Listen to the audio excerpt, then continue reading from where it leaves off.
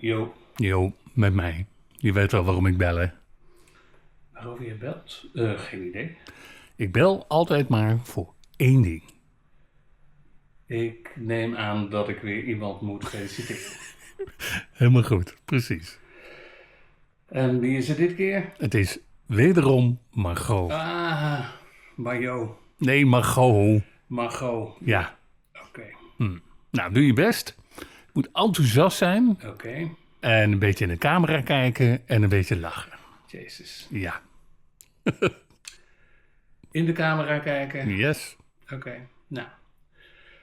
Lieve Margot, van harte gefeliciteerd met je verjaardag en maak er vooral een hele leuke dag van. Nou, Zoiets? fantastisch. Ik ben dol enthousiast. Oké. Mazzel. Hey, tot volgend jaar weer, hè? Jo, doei doei.